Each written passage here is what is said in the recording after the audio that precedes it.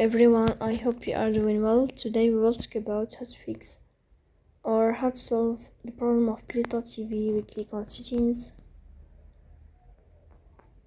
then we click on apps, default apps, app settings.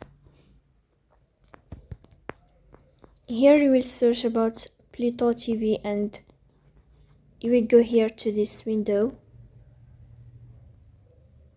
Then in this page of app info, you will click on first stop and you will click OK.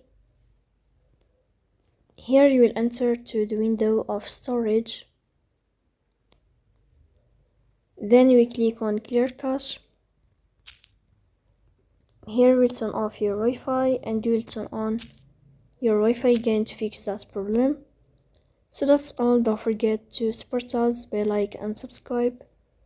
See you next time and thank you for your watching and your attention.